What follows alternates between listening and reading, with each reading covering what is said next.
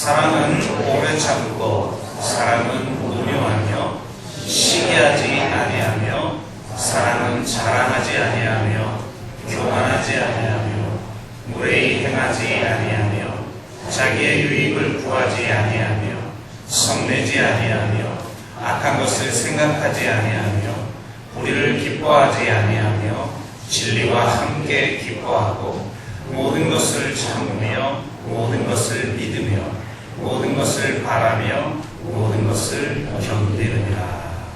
아멘. 네, 우리 앞뒤 좌우로 한번 인사합시다. 네, 잘 오셨습니다. 그리고 주님의 사랑으로 사랑합니다. 네, 여러분 한 주간 동안 사랑하며 살다 오셨습니까? 아멘. 뭐가 이렇게 아무 응답이 없습니까? 사랑하다 오셨습니까? 네. 억지로 막 악을 쓰면서 네, 정말 사람의 방언과 천사의 말을 한다 할지라도 또 예언하는 능력이 있고 산을 옮길 만한 믿음이 있다 할지라도 자기의 모든 것을 내어주고 심지어는 자신의 몸을 불살라 내어준다 할지라도 사랑이 없으면 아무것도 아닌 줄로 믿습니다. 그래서 지난주 우리는 사랑이 없으면이라고 하는 제목으로 같이 말씀을 나누면서 사랑이 없으면 아무것도 아니기 때문에 그리스도인은 오직 사랑하면서 살아야 한다는 말씀을 같이 좀 나눴습니다. 그리고 그 사랑의 본질이 바로 삼위일체 하나님의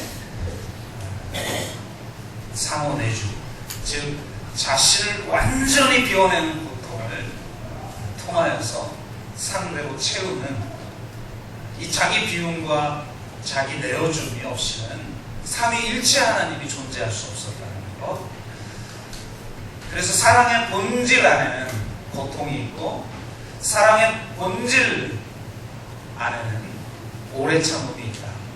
왜 수많은 특징 중에 사도 바울은 오래 참음이라고 하는 이 특징을 첫 번째 특징으로 이야기했는지 이런 말씀을 우리가 함께 나눴는데요. 오늘은 사랑이 없으면 아무것도 아닐 뿐만 아니라 사랑은 이런 특징을 가지고 있기 때문에 믿음, 소망, 사랑 중에 가장 중요한 것입니다 라는 그런 주제의 말씀을 나누겠습니다. 사랑이 구체적으로 어떤 특징을 가지고 있고 어떻게 드러나는지에 대해서 우리가 함께 나누길 원하는데요. 사랑은 오래 참고에 대해서는 지난주에 말씀을 드렸기 때문에 우리가 두 번째부터 나누길 원하는데요. 사랑은 온유하다 이렇게 말하고 있습니다. 온유라는 것은 단순히 겉으로 드러나는 어떤 부드러움을 말하고 있는 것이 아닙니다. 성경에서 말하는 온유라고 하는 것은 절제된 인격, 자기 자신을 다스리는 힘, 이것이 바로 온유라고 하는 것입니다. 이 온유라고 하는 것은 사랑의 첫 번째 특징으로 인한 자연스러운 규정이라고 할 수가 있습니다. 그러니까 온유라고 하는 것은 내면적인 오래 참음, 이것이 외면적으로 드러나는 특징이라고 하는 것이죠. 사랑의 본질, 그 사랑의 본질이 바로 오래 참음이고 그 오래 참음이 외적으로 드러나는 특징이 온유함이다 라고 하는 거죠.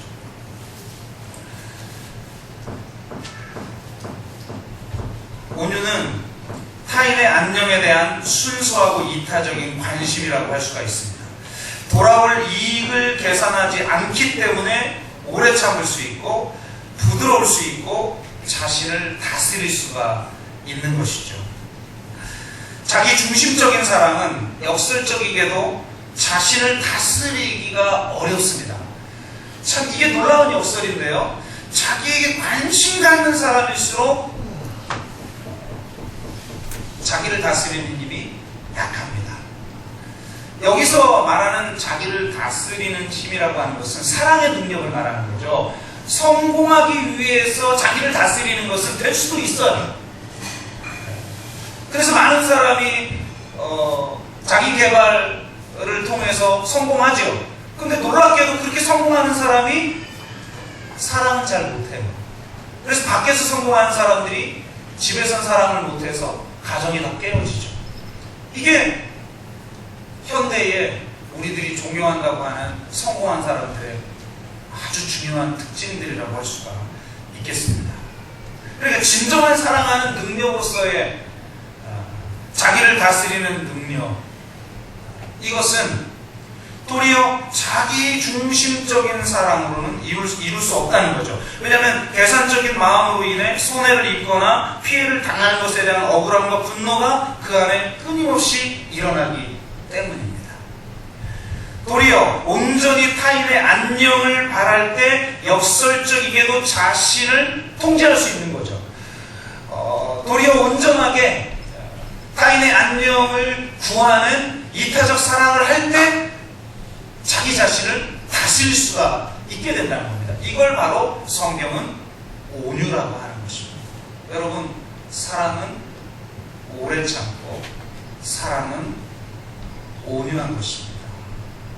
옆 사람을 한번 바라보면서 지그시 온유한 눈빛으로. 너무 싸나워요 지금 눈빛이. 눈빛 푸시고 힘 푸시고.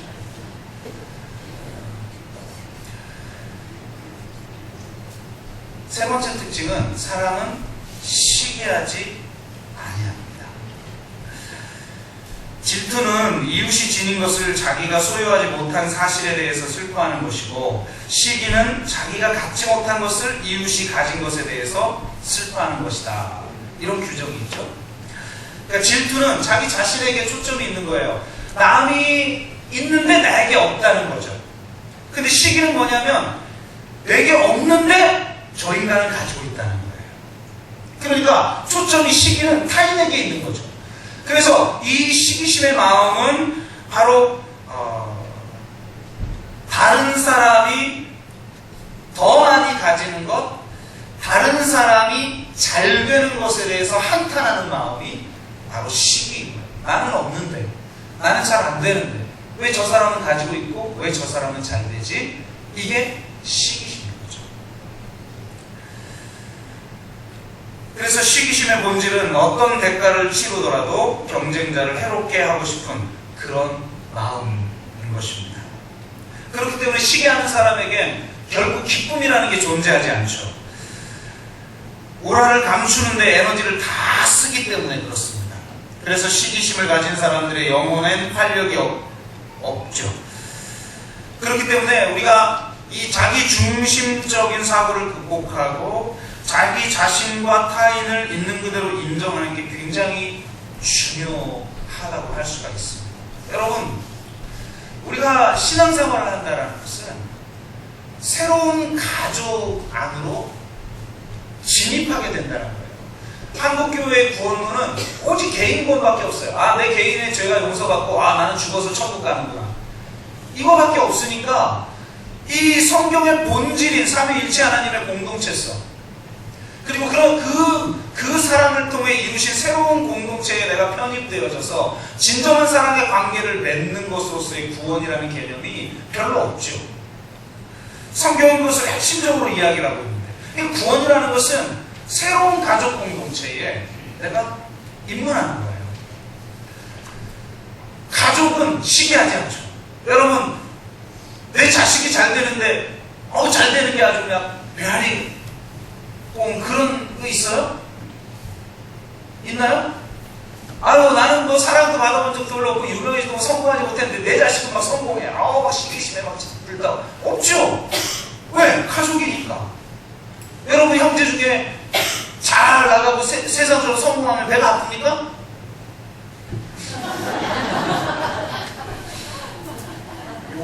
어제 좀 얘가 나오니까 상당히 바른 예가 아닌 것 같으네요, 제가. 근데 진짜 사랑하는 형제들은 그렇게 안 하죠. 이 관계 다 깨진 형제들은 뭐 쟤가 잘 되고 나는 안 되고 그러고 유산 저 사람 많이 받고 나 적게 받고 이렇게 싸우고. 아이고 참. 근데 진짜 가족은 잘 되면 기쁘죠. 그러니까 진짜 하나님의 가족이 되는 거예요, 구원은. 그래서 더 이상 시기심이 작동하지 않는 관계가 확대되는 거죠. 그게 사랑인 거잖아요. 옆 사람 한번 붙들고 얘기해 봅시다. 우리가 남이가. 나는 당신이 잘 되는 것이 기쁩니다. 손 막 붙잡고 축복하시고 개심치레하게 바라보면서 나는 당신이 잘 되는 것이 기쁩니다. 내가 안 돼도 당신이 잘 되기를 원합니다. 사랑은 시기하지 않는 것입니다. 또한 사랑은 자랑하지 않습니다. 이게 쌍으로 나오는데요. 오래 참는 것과 온유는 둘 다 시간의 언어예요. 온유하지 않는 사람은 견딜 수 없어요. 온유하지 않는 사람은 버틸 수 없어요. 그래서 쉽게 깨어져요, 관계가. 그래서 온유하지 않은 사람이 외로운 거죠. 근데 잘 보세요. 시기하고 자랑도 동일한 뿌리를 가지고 있어요. 뭐냐? 이기심. 현대의 가장 치명적인 문제가 뭐냐? 바로 나르시시즘이라고 하는 거죠. 한국 기독교의 영성의 가장 치명적인 문제점이 뭐냐? 한국 기독교의 영성은 철저히 나르시시즘적 영성이에요. 자기가 잘 되는 것, 자기가 축복받는 것, 자기가 형통한 것, 좀 확장돼서 자기 가족, 사실 가족이나 나는 똑같죠. 뭐 확대된 나에 불과한 것이죠. 자기 가족 사랑은 도적들도 하는데요. 뭐. 성경이 그러잖아요. 도둑들도 자기 자식들에게 좋은 걸 줄 알았는데 하물며 하늘에 계신 너희 아버지일까 보냐. 아니 가족 사랑이 뭐가 위대해요? 그거는 다 하는데.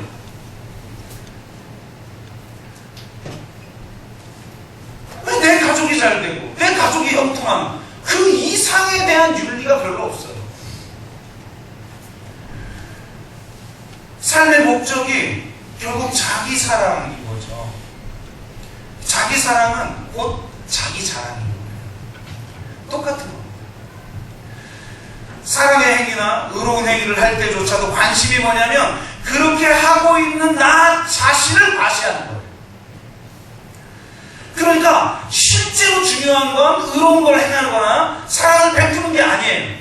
그것을 하고 있는 내가 중요한 거예요, 실제로. 그러다 보면 우쭐대는 태도를 갖게 되고 자기를 과장하게 되어 있어요. 그래서 자신을 이 과장하는 특징을 가지고 있다는 거죠. 자신을 자랑하는 사람들의 특징인 거예요. 이런 사람에게 타인은 나를 드러내게 하는 배경에 불과한 것입니다. 진짜 사랑은 자신을 내세우는 것이 아니라 타인을 드러내고 타인을 높여주는 것이죠. 진정한 사랑은 내가 배경이 되어주고 그 사람이 드러나도록 해주는 거예요. 그런데 진정한 사랑이 아닌 사람은 타인을 배경으로만 여기고 그 배경을 통해서 내 자신이 드러나길 원하죠. 내가 인정받기를 원하고 내가 성공하여서 내 이름을 높이길 원하게 됩니다. 자랑할 만한 것이 있지 않으면 견딜 수 없는 것이 바로 이 자아죠. 이 자아의 정체성이 그런 거예요. 자신을 증명할 만한, 그래서 자신을 드러낼 만한 것이 없으면 자아 정체감이 부러지는 거예요. 그러니까 자기 중심적 사람은 철저히 자기를 자랑할 수밖에 없는 것입니다. 그러나 사랑은 자랑하지 아니합니다. 역으로 자랑할 만한 것이 없어도 사랑하고 자랑할 만한 것이 없어도 충분히 사랑을 주죠. 그게 진정한 사랑인 줄로 믿습니다. 오늘 자꾸 이상하게 옆 사람한테 말하겠구만. 성령의 감동인데 붙잡고 잘난 척 하지 마. 다 알아. 하나님 다 알고 계시죠. 우리가 얼마나 연약한 자인지. 그렇기 때문에 사랑은 또한 교만하지 않습니다. 교만을 신학적으로는 이렇게 이야기합니다. 하나님 없이 독립적으로 살려는 것. 그것이 무엇을 통해서 이루어지냐면 하나님과 같이 되는 걸 통해서 이루어지죠. 그래서 하나님처럼 높아지려고 하는 거예요.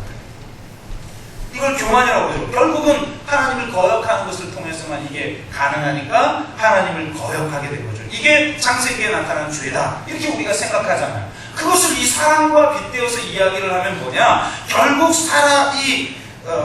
교만이라는 것은 인간이 자기 자신보다 더 높은 곳을 목표로 한다는 겁니다. 그래서 이 교만한 사람은 끊임없이 자기 한계를 계속 넘어서려고 하는 거죠. 그래서 소영웅주의에 빠지게 되어 있다는 거죠. 사랑이 없는 사람들의 특징이에요. 사랑은 자기 한계를 인정하게 합니다.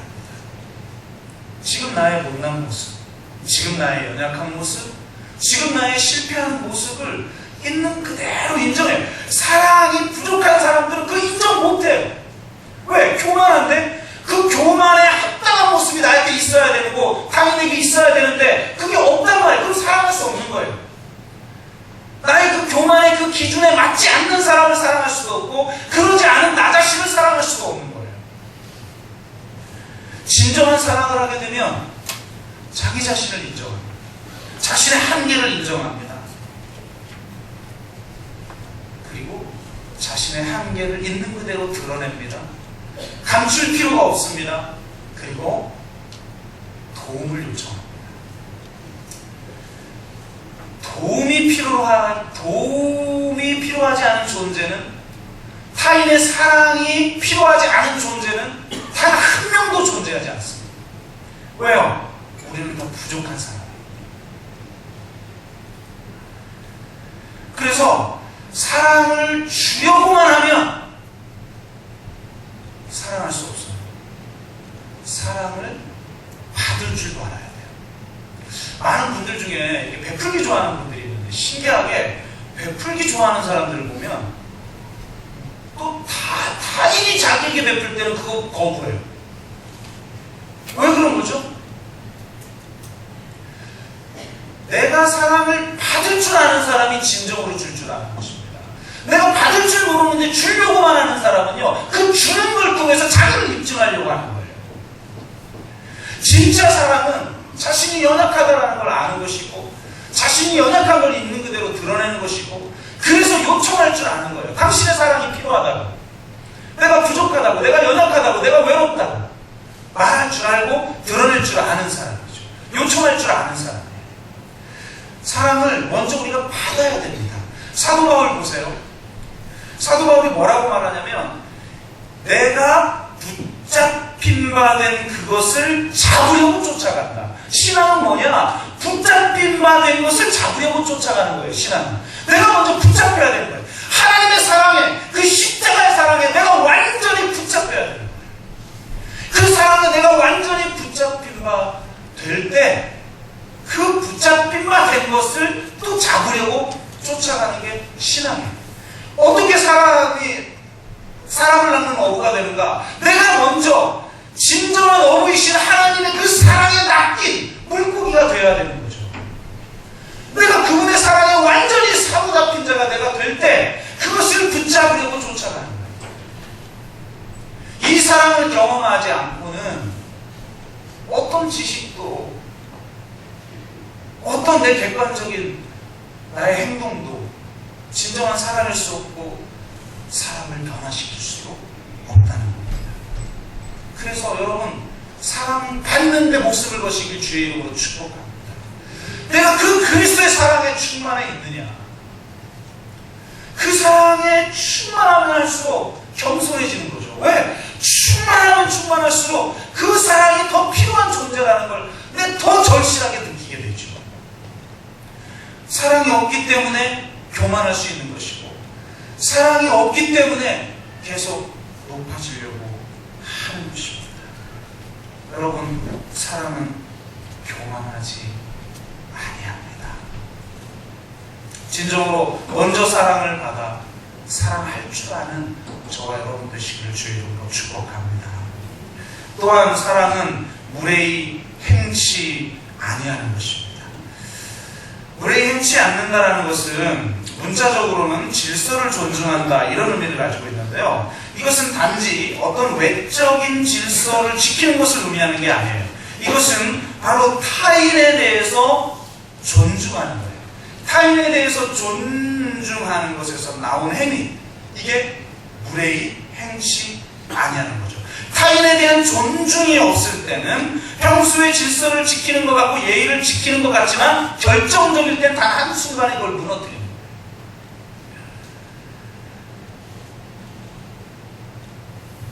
타인에 대한 존중이 없는 사람은 한순간에 무너집니다. 한순간에 공격적으로 변화됩니다.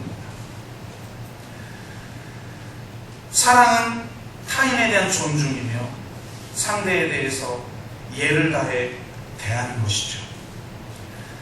이게 굉장히 중요할 것 같아요.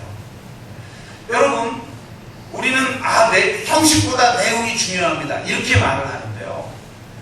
사실은 한편으로 뒤집어서 이야기를 하면요, 형식이 더 중요합니다.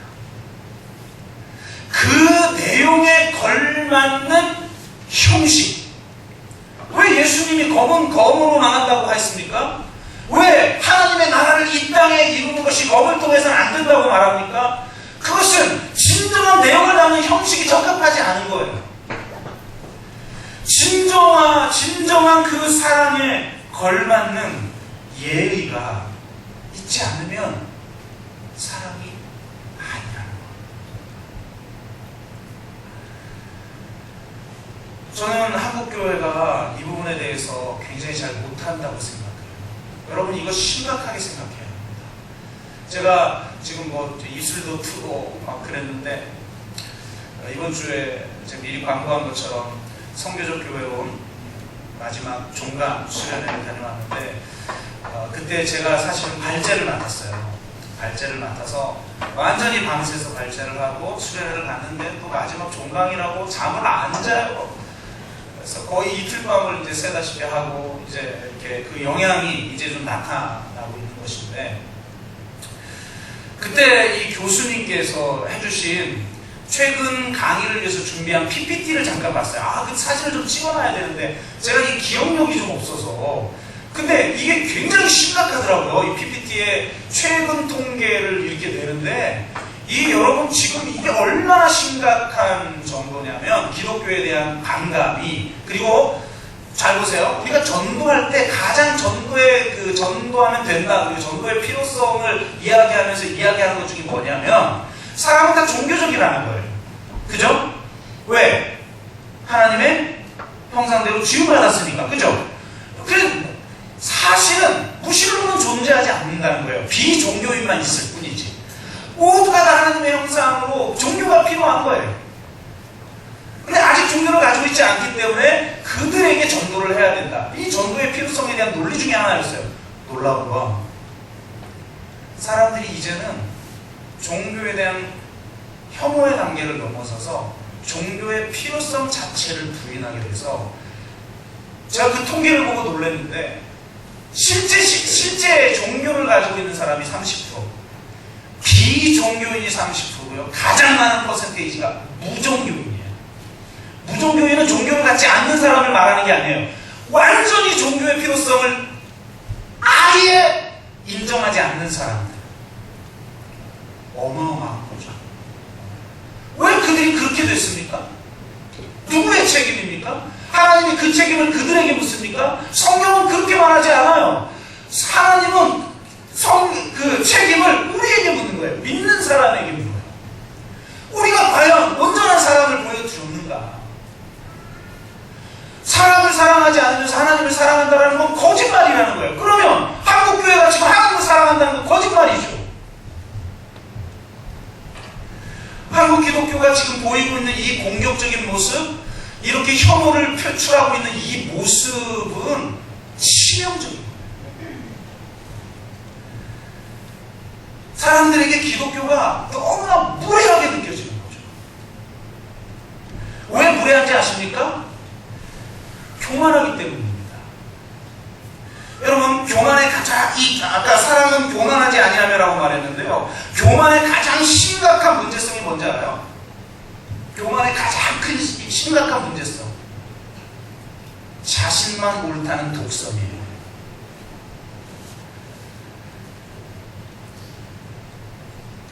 교만한 사람들은 자신들만이 진리를 소유하고 있다고 여기기 때문에 자신들만이 옳다고 생각해요. 그래서 소통할 줄도 모르고 대화할 줄도 모르고 가르치려고만 하고 욱박지르려고 하고 지적만 하고 비판만 해요.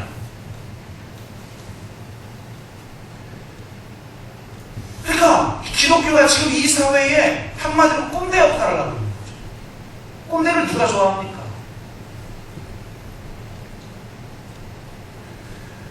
교만은 뭔가 찬성하기보다는 반대를 먼저 합니다. 생산적이고 창조적인 대안을 만들기보다 비판하고 반대하는 데 더 많은 에너지를 쏟죠. 그래서 교만의 실천적 형태는 매우 과격한 거예요. 그래서 동기는 뭔가 선한 것처럼 이야기하지만 실제 행동은 매우 과격하고 공격적이죠. 그리고 때로는 그 실행은 매우 무작위해요. 아니 여러분, 무슨 자살폭탄 테러하는 사람들이 사랑이 없어서 그렇게 하는 줄 알아요? 하나님을 사랑해서 그렇게 하는 겁니다. 그들이 말하는 신. 그래서 무례해지는 거예요. 아니 사람을 사랑하지 못하는 하나님 사랑이라는 게 성경 어디에 존재합니까? 사람에게 무자비하고 사람에게 무례한 그 사랑을 하나님이 어떻게 하나님 사랑이라고 인정합니까? 성경 어디에? 많은 사람들이 사랑하기 때문에 그렇게 한다는 거예요. 아니 그거 가정폭력범하고 똑같죠. 가정폭력하는 사람, 아내 때리는 사람이 뭐 사랑해서 때린다고 그러지. 안 그래요? 내가 너 사랑하는지 알지? 그러면서 때려요. 아니 그 한국 기독교의 이 공격적인 모습과 이 무례한 모습과 이 혐오하는 모습들이 뭐가 다릅니까 지금? 뭐가 다르게 느껴집니까 세상 사람들이 우리를 볼 때? 사랑은 무례하지 않는 거예요.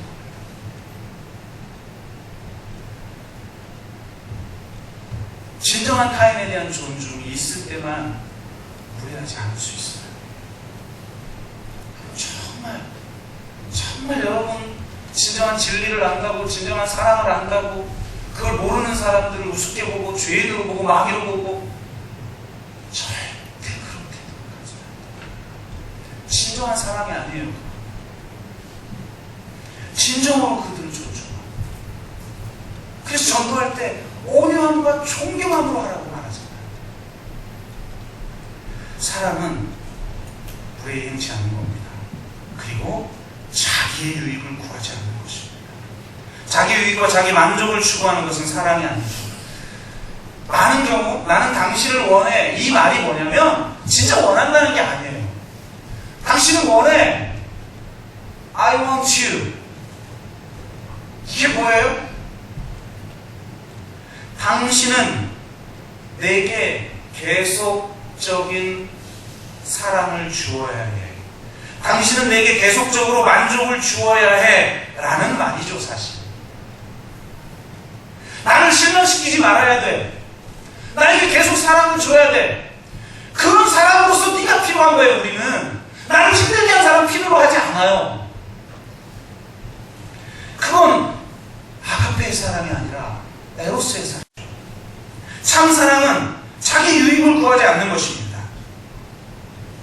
참 사랑은 자기 유익을 구함으로 상대를 통제하지 않습니다. 이것은 상대를 그 자체의 권리를 가진 인격으로 여기는 것을 말하는 거예요. 나에게 도움을 주는 대상으로 여기지 않는 것이에요.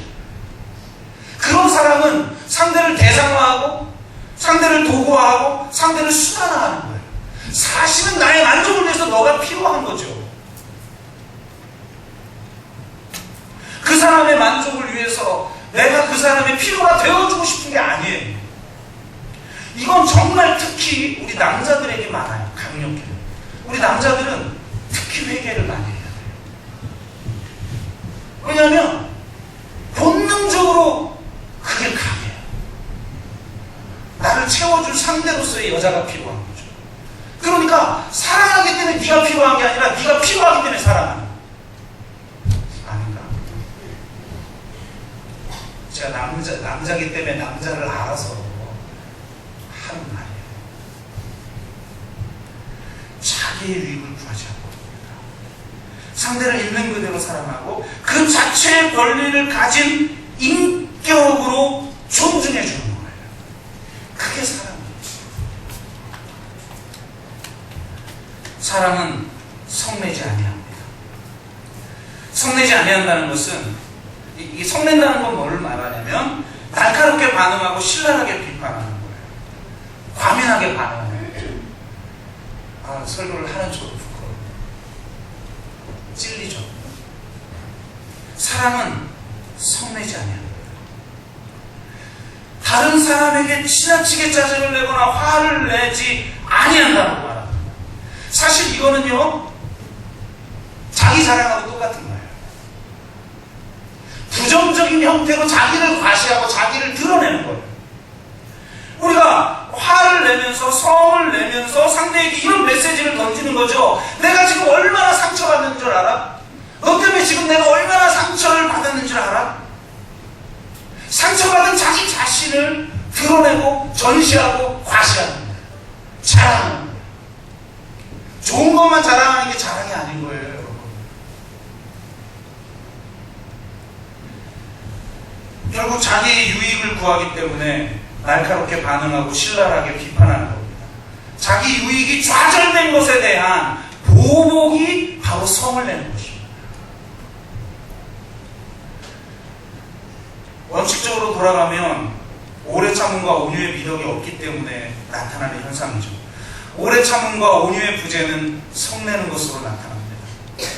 이것은 일종의 도덕적 협박의 형태를 띠는데요. 내가 화를 내면서 이런 메시지를 던져주는 거죠. 내가 하고 있는 것은 지금 의로운 일이야. 왜냐하면 네가 잘못했기 때문에 내가 화를 내는 거야. 그러므로 내 분노를 잠재우려면 네가 고쳐야 돼. 똑바로 좀 살아. 이 메시지인 거죠. 도덕적인 주장을 통해 자신의 분노를 정당화하거나 분노를 통해 자기의 도덕적 주장을 상대에게 강요하는 것. 이건 사랑이 아니라. 사랑 참 어렵네요. 그죠? 사랑 참 어렵죠. 이것은 다른 측면에서 보면 분노를 통해 상대를 내 마음대로 조작하려는 시도예요. 상대를 인정하지 않고 상대에 대한 존중이 사실 없는 거죠. 나를 만족시켜줄 상대로서 필요한데 지금 그걸 못하고 있는 것 때문에 분노하는 거거든요. 그러니까 그 분노는 결국 뭐냐? 단순히 못하고 있기 때문에 분노하는 게 아니라 그 분노를 통해서 못하고 있는 걸 고치려고 하는 거예요. 그건 무슨 말이냐면 결국은 내 분노를 통해서 상대를 조정하려고 통제하려고 하는 거죠.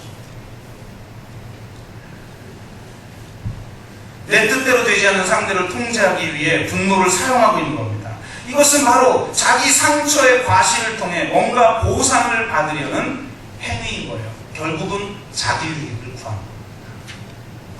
자기 유익을 구하지 아니하는 사랑을 가진 사람은 그래서 성낼 필요가 없는 거죠. 성내지 아니하는 그 분노를 통해서 내 유익을 구하려고 하는 교묘한 형태가 바로 분노라는 거예요. 무서운 일이죠. 사랑은 성내지 아니합니다. 진정한 사랑은 자신을 상처받는 상황에 노출시킵니다. 사랑하지 않으면 절대로 자기가 고통받을 상황에 자신을 노출시키지 않아요. 어떻게든 그런 상황을 없애려고 하죠. 그런데 하나님의 사랑의 본질이 뭐냐 도대체? 저는 제가 이번에 발제했다고 그랬잖아요. 그 성교적 교회론 마지막 발제를 제가 했거든요. 그 한 권을 발제하는데 한 권 읽는 것보다 발제해본 분들 아시겠지만 몇 배는 더, 그러니 밤새도 뭐 다 못하죠.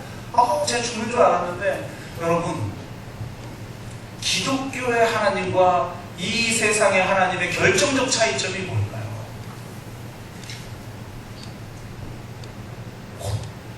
고통을 받는 하나님이라는 거예요. 기독교의 하나님. 삼위일체 하나님이 가능하다는 건, 우리 하나님은 고통이 가능해요. 여러분은 신학을 안 했기 때문에 이게 모르는데요. 지난 2000년 가까이의 모든 기독교 신학은 하나님은 고통받을 수 없어요. 그래서 아들을 보내 아들이 고통받은 거죠.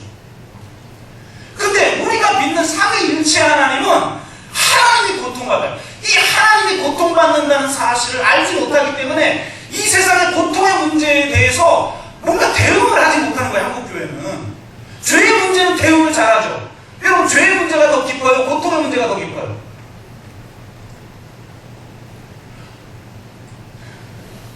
죄는 분명하잖아요.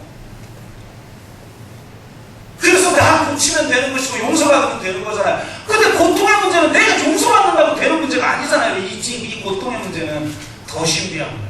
더 깊은 거예요. 그런데 그걸 알지 못하기 때문에 이 세상에 고통스러운 비극적인 일이 이 세상에 벌어지면 한국 기독교의 강단을 엉뚱한 얘기만 자꾸 하는 거예요. 그 속에서 함께 고통받고 계시는 하나님을 볼 줄 모르는 거죠. 기독교의 본질은요, 하나님이 자신을 고통받는 상황으로 노출시킨 그 힘이 있었단 말이에요. 하나님의 사랑의 힘이 그거라는 거예요. 고통을 엮을 수 없는 하나님은 사랑도 할 수 없습니다. 사랑한다는 건 고통을 겪는다는 겁니다. 그래서 첫 번째 특징이 오래 참음이에요. 그 고통을 거부하는 한 그건 사랑이 아닌 것입니다. 진정한 사랑은 자신을 그 고통에 노출시키기 때문에 상처로 인해 분노하지 않아요. 그 상처로 자기의 사랑을 증명할 기회로 삼죠.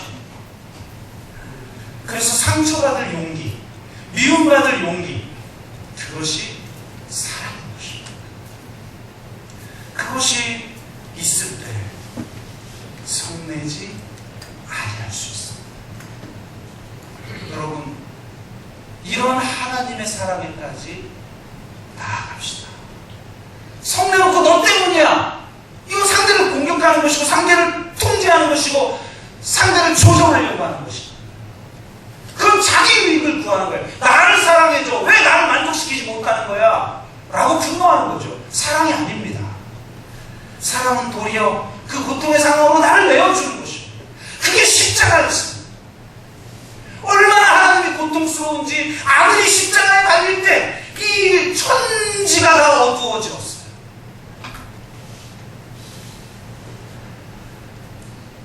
여러분, 사랑은 성내지 않는 것입니다.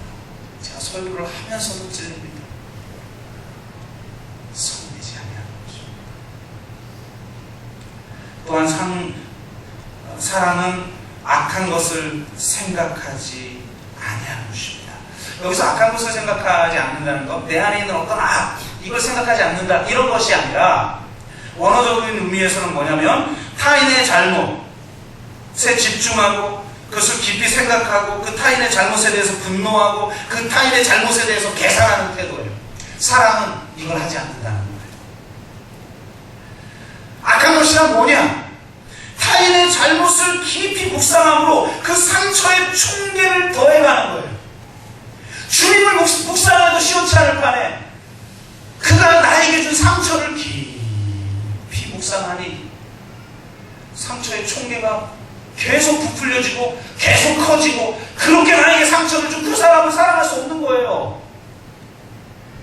악한 것을 생각하지 아니한다는 건 나에게 악을 저지른 자를 내가 용서함으로써 그 악을 나에게 대한 빚으로 생각하지 아니한다는 거죠. 네가 나에게 상처를 입혔으니까 네가 고치든지 네가 피해를 입든지 나에게 갚든지 하라고 하는 그것을 그만두는 거라. 사랑만이 용서할 수 있게 합니다.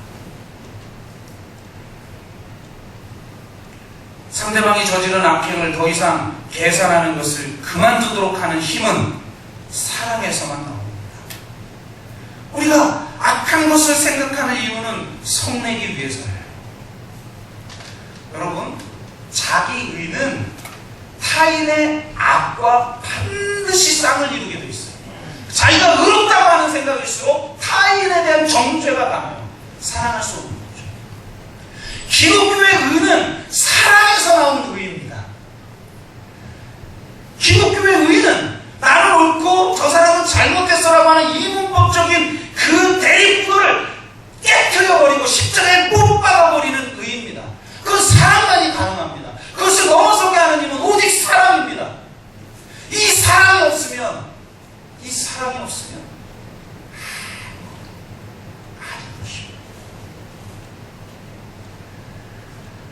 사랑은 악한 것을 생각하지 아니야. 보혈의 피로 씻어버리십시오.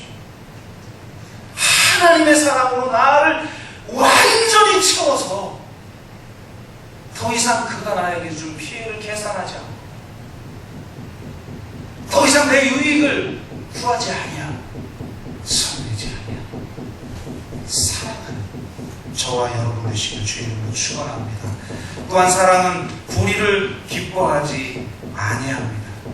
악한 것을 생각지 않는다고 해서 불의를 그대로 방치하거나 불의를 받아들이거나 불의와 타협하거나 불의를 기뻐하는 것은 사랑이 아닙니다.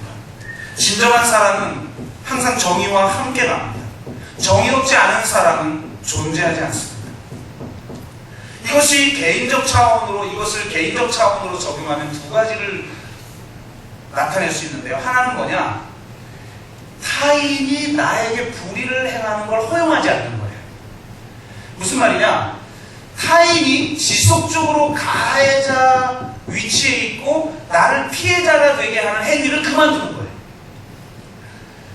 여러분, 가정폭력의 희생자들을 상담한 내용들을 보면요, 그 피해자들이 그런 감을 가지고 있다는 거예요. 아, 내가 맞을만 했지. 내가 맞아도 무슨 맞을만 해요. 무슨 맞아도 싸요. 근데 그렇게 하면서 그걸 결국 허용하게 된다는 거예요. 사랑은 뭐냐? 불의를 기뻐하지 않는 거예요. 상대가 불의를 행하는 가해자로 지속적으로 그런 모습을 하도록 놔두질 않는 거예요. 그래서 내가 피해자가 되도록 하는 행위를 나에게 하지 못하도록 막는 것도 사랑인 거예요. 아멘? 이 사랑이 있을 때만 우리는 불의를 기뻐하지 않는 사랑을 실천하게 되는 겁니다. 또한 죄의 유혹을 단호하게 거부하는 것입니다. 죄의 유혹을 단호하게, 사랑은 죄를 버리는 겁니다. 이것이 개인적 차원의 불의를 기뻐하지 않는 사랑의 특징이고요. 또 하나, 여기서 머물면 안 돼요. 한 단계 더 나가야 돼요. 이 개인적 차원이 사회적 차원으로 확대되어야 해요. 진정한 사랑은 개인적 차원에 머물지 않아요. 진정한 사랑은 사회적 차원으로 확장돼요. 사회적 차원으로 확장된 사랑만이 진정한 성숙한 사랑인 거예요. 여러분, 기독교와 유대교, 그 다음에 기독교와 모슬렘하고 가장 결정적인 차이점을 제가 뭐라고 이야기했습니까? 유대교는 군주민족 유일신을 믿는 거예요. 단 한 분 하나님을 믿어요. 유대교도 단 한 분 하나님을 믿어요. 근데 기독교는 단 한 분 하나님을 믿는 종교가 아니에요. 기독교는 삼위일체 하나님을 믿는 종교예요. 삼위일체 하나님을 믿는다는 건 무엇을 말하느냐? 삼위일체 하나님 안에 있는 사랑의 교제를 믿는다는 거예요. 그래서 기독교의 하나님은 공동체적 하나님이고 기독교의 하나님은 사회적 하나님이에요. 이것이 다른 유일신 종교와 다른 점이고, 이것이 자기 혼자 해탈하고 자기 혼자 깨닫고 자기 혼자 명상하고 자기 혼자 신비 체험을 하는 그런 종교와 기독교가 결정적으로 다른 거예요. 그래서 기독교는 역사적인 종교죠. 왜? 사회적 하나님을 믿기 때문에. 그래서 내가 하나님을 더 알아가면 알아갈수록 개인적 차원을 넘어서서 사회적 차원에서 사랑해. 사회적 차원에서 사랑한다는 건 사회적 불의를 기뻐하지 않는 것입니다. 내가 사회적 차원에서 불의를 기뻐하지 않는다라는 것을 여러분이 깨달으려면 가장 중요한 게 뭐냐? 내가 행하고 있는 죄보다 더 무서운 죄가 내가 행하고 있지 않은 죄라는 거예요. 제가 그런 말씀 드렸죠. 최고 심판에 대하여 나와 있는 마태복음 25장을 보면 내가 염소가 되는 비결이 뭐예요? 염소가 되는 비결이래. 양이 되는 비결이 뭐예요? 그럼 누가 염소가 됐어요? 행하지 않은 것 때문에 염소가 돼요. 하나님이 하라고 하는 것을 나는 아무 잘못도 행하지 않은데 나는 아무것도 하지 않고 있는데 나는 그냥 중립을 지키고 있는데 그 자체가 죄인 게 있다니까요. 이걸 깨닫지 않는 한 나는 구체적인 행하는 죄만 짓지 않으면 돼 라고 생각한다. 이게 무서운 겁니다. 내가 침묵과 내가 방관과 내가 중립 속에서 이 방간의 이 행하지 않는 무서운 죄 가운데 빠지는 것이 아니라 불의를 기뻐하지 않는 거예요. 그래서 적극적 차원에서는 불의를 기뻐하지 않는다는 것은 이제 그 불의에 항거하는 것을 의미하는 것이고 그 과정에서 오는 불이익을 감수하는 걸 의미하는 거예요. 그게 십자가죠. 그것은 더 적극적으로 말하면 공평과 정의를 실현하는 것이고 악을 선으로 이기는 것입니다. 사랑은 적극적인 거예요. 성령은 공적인 영입니다. 제가 혼자 기도원 가가지고 불받고 온 분에 대해서 별로 신뢰하지 않는다라고 말씀드리는 이유는 뭐냐? 성령에서 말하는 성령은 공적인 영이십니다. 사적인 영이 아니에요. 삼위일체 하나님의 코이노니아를 우리에게 주시는 분이에요. 그래서 교회는 성령의 코이노니아를 통해서만 이루어질 수 있는 거예요. 성령이 없이는 교회는 만들어질 수가 없어요. 세워질 수가 없어요. 발생할 수가 없어요. 성령이 우리 가운데 있어야 돼요. 성령의 코이노니아가 있어야 돼요. 근데 그 성령의 코이노니아는 뭐예요? 사회적 하나님의 사랑을 우리 가운데 있게 하는 영이에요. 그래서 예수님이 성령을 받고 나서 공생애를 산 거예요. 성령을 받으면 공생애를 살 수밖에 없는 거예요. 내 개인을 위해서만 살았던 삶, 나의 성공과 나의 아비를 위해서만 살았던 삶에서 이제는 하나님의 사랑을 증거하는 삶, 하나님의 사랑을 드러내는 삶, 하나님의 통치가 온전하게 드러나도록 하는 삶으로 내 삶이 바뀌는 거예요. 그걸 성령 충만이라고 말하는 거예요. 여러분, 사랑은 불의를 기뻐하지 않습니다. 그리고 진리와 함께 기뻐합니다. 아무래도 시간이 좀 많이 갔기 때문에 이 뒷부분은 그냥 정리를 합니다. 사랑은 진리와 함께 기뻐합니다. 사랑은 모든 것을 참고 모든 것을 믿으며 모든 것을 바라며 모든 것을 견딥니다. 여러분 놀랍지 않나요? 마지막 사랑에 대해서 다 최종적으로 다시 한번 정리를 해줘요. 4개로 모든 것을 참고 모든 것을 믿고 모든 것을 바라고 모든 것을 견디는데요. 오래 참으면서 시작해가지고 마지막 4가지로 다시 사랑을 정리하는데 그 안에 2가지가 오래 참고 견디는 거예요. 이게 사랑입니다. 여러분 사랑하며 사십시오. 예언도 패하고 방언도 그치고 지식도 패해질 것입니다. 그러나 오직 사랑은 언제까지나 떨어지지 아니할 것입니다. 아가서 8장 6절 사랑은 죽음처럼 강하다. 많은 불도 그 사랑을 끄지 못하고 홍수라도 그 사랑을 삼키지 못한다. 이 사랑이 우리 가운데 선물로 주어졌습니다. 믿음, 소망, 사랑 그 중에 제일은 사랑입니다. 이 사랑이 있어야 모든 것을 믿고 이 사랑이 있어야 모든 것을 바랍니다. 이 사랑이 있어야 죄를 이기고 이 사랑이 있어야 악을 이기고 이 사랑이 사망을 이기고 이 사랑이 미움을 이기는 것입니다. 사랑이 모든 것을 이기게 합니다. 하나님도 사랑이시고 예수님도 사랑이시고 성령님도 사랑이십니다. 성령님의 코이노니아라는 건 뭐냐면 삼위일체 하나님 안에 있는 코이노니아를 우리에게 주시는 것입니다. 그 사랑의 코이노니아가 공동체 가운데 있지 아니하면 교회는 교회라고 할 수가 없는 거예요. 아무리 언어로 예수님 믿는다고 하고 아무리 언어로 사랑을 말하면 뭐합니까? 나는 구체적인 사랑으로 내 사랑을 증명할 테니 너는 보이는 믿음으로 그런 믿음을 증거해보라. 야고보가 하는 말 아닙니까?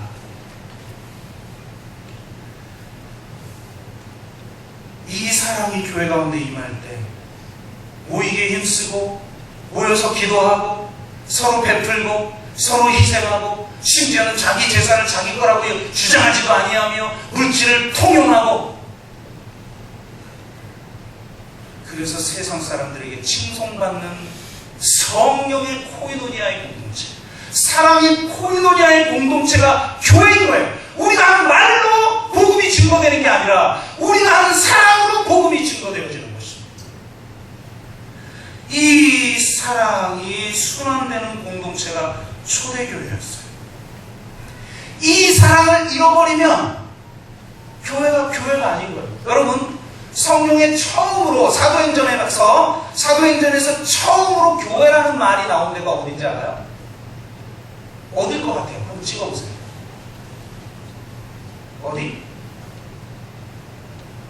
아니, 교회가 뭐로부터 시작했어요? 성령이, 오순절날 성령이 와서 교회가 시작됐다 이렇게 안 배웠나? 이렇게 배우셨죠? 아, 근데 원래 다 알면 저도 그 자리에 앉으면 대답을 잘 못해요. 그러니까 이해가 됩니다. 그러면 당연히 오순절 사건이 일어난 때에 교회라는 단어가 나와야 되잖아요. 이때 교회에 대한 단어가 나오질 않아요. 언제 교회라는 말이 처음으로 나오느냐? 충격적이게도 아나니아와 삽비라 사건에 나와요. 모두가 자기 것을 자기 것이라고 여기지 아니하고 사도들의 발 앞에 놓으니까 이 아나니아와 삽비라도 흉내낸 거예요. 그래서 내가 제사를 다 바치겠다라고 한 거예요. 그러다가 이거 흉내낸 거니까 갑자기 아까운 거죠. 그래가지고 속여요. 그래서 반을 감춰놔요. 그러는 거 이거 다 바치는 거라고 이야기하다가 죽죠. 놀라운 건 이 사건 이후 교회라는 단어가 처음이에요. 왜 그러는가? 여러분, 교회가 출범하는 것보다 어려운 게 뭐냐? 유지하는 거예요. 사랑의 공동체의 본질을 유지하고 있는 공동체입니다. 성령의 코이노니아, 사랑의 코이노니아가 교회를 출범하게 만들었는데 그 사랑의 코이노니아를 최초로 무너뜨리는 행위를 누가 하냐? 아나니아와 삽비라가예요. 새로운 에덴, 새로운 이스라엘, 새로운 천국, 새로운 하나님의 백성, 그 사랑의 공동체를 파괴시키는 최초의 행동을 아나니아와 삽비라가 해요. 그래서 그 사랑의 코이노니아를 지키기 위해 조금 우리가 받아들이기 어려운 처방이 이루어집니다. 왜 그러느냐? 그만큼 교회의 본질은 그들이 고백하고 있는 말에 있는 게 아니라는 거예요. 아나니아와 삽비라의 입술에서 예수님이 구조라고 고백이 없었겠어요? 교회 공동체가 성령을 통해서 나온 공동체라고 하는 그 고백이 아나니아와 삽비라에게 없었겠어요? 그 얘기가 없었던 게 뭡니까? 이 공동체를 유지하는 사랑이 없었던 거예요. 그 사랑이 파괴되어지면 교회는 교회가 아닌 것입니다. 우리들이 고백하는 말로 교회가 이루어지는 것이 아니라 우리가 행하는 사랑으로 교회 공동체는 이루어지는 것입니다. 사랑이 없으면 아무것도 아닙니다. 믿음, 소망, 사랑 그 중에 제일이 사랑입니다. 여러분, 사랑하며 삽시다. 뭐 우기고 싸워서 뭘 얻어내려고 그러는 거예요 도대체. 나 자신을 의로운 걸 입증해서 뭐 하자는 것이고 나의 유익을 추구해서 뭐 그거 두려워봤자 도대체 그게 우리에게 진정한 만족이라도 줍니까? 진정한 행복이라도 줘요? 사랑할 때 행복한 거예요. 사랑할 때 만족하는 것이고 사랑할 때 공동체가 세워지는 것입니다. 사랑합시다. 목숨 걸고 사랑합시다. 사랑이 없으면 교회가 아닙니다. 그 사랑을 지켜낼 때 교회가 되는 것입니다. 가정을 교회로 만들고 싶어요? 사랑을 지키십시오. 교회를 가정처럼 만들고 싶어요? 사랑을 지키십시오. 이 사랑 지키는 것입니다.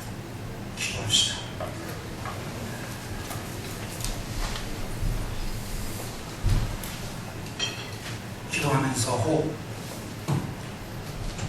사랑하지 못하고 있는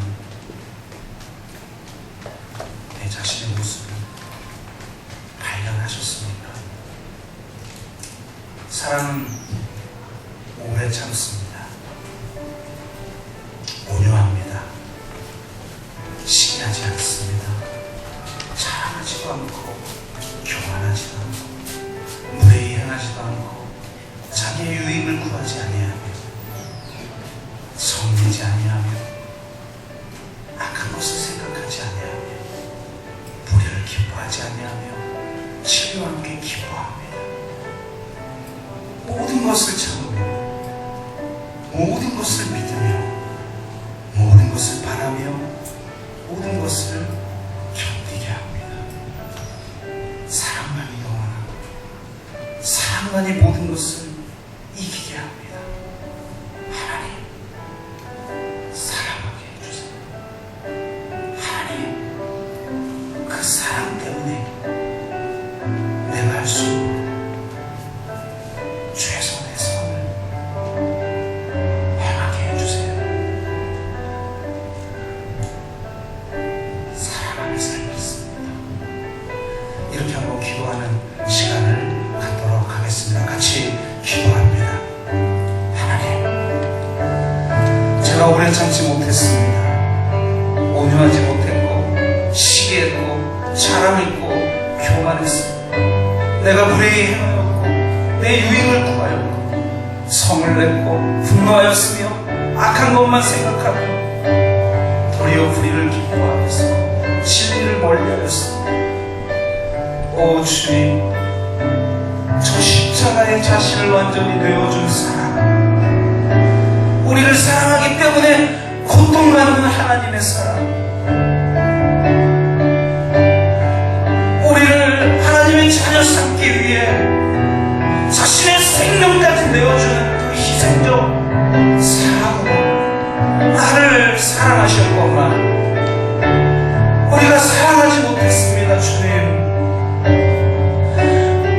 내가 사랑해야 될 사람들을 사랑하지 못하면서 하나님을 사랑한다고 하는 건 거짓입니다 말씀하셨사오니 이제 당신의 사랑을 회복함으로 사랑하게 하여 주옵소서.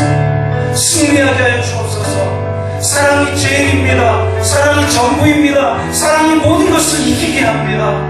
주님, 고백하오니 당신의 그 십자가의 사랑, 하나님 아버지의 사랑을 우리에게 부어주시고 우리 가운데 성령의 코이노니아가, 사랑의 코이노니아가 온전하게 이루어지게 하여 주시옵소서. 주님, 당신만이 하실 수 있습니다.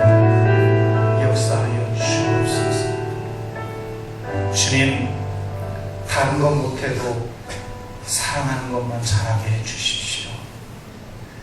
사랑하며 살게 해주십시오.